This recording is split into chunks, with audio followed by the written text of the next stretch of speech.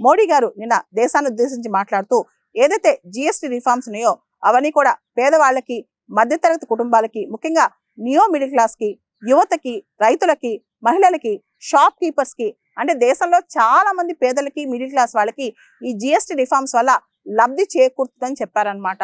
Already మనకు తెలుసు GST simplify అయిపోయింది. ఇప్పుడు 2 రకాల ట్యాక్స్ స్లాబ్స్ ఉన్నాయన్నమాట. 5%, 18% ట్యాక్స్లు. ఏదైతే సిమ్ గుడ్స్ ఉంటాయో, సిమ్ గుడ్స్ అంటే మనిషికి ఆరోగ్యానికి కానీ లేదా లగ్జరీ గుడ్స్ ఉంటాయో అవి మాత్రమే కాస్ట్ అయిపోయాయి. వాటినే సిమ్ గుడ్స్ అన్నాం అనమాట. వాటిపైన 40% పెడుతున్నారు. మిగతావన్నీ కూడా 5% tax slab and 18% tax slab లో ఉన్నాయి. ఇంతకుముందు మనం చూస్తే అంటే పాత జిఎస్టీ రెజిమ్ లో 5%, 12%, 18%, 28% ఉండేవి. అవి కాస్త ఇప్పుడు 5%, 18% లోకి వచ్చాయి.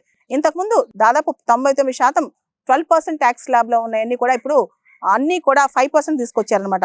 అదే విధంగా ఏదైతే ఇంతకుముందు 28% జిఎస్టీ స్లాబ్ లో ఉన్నాయో దానిలో 90% ఐటమ్స్ ఇప్పుడు 18% తీసుకొచ్చారనమాట.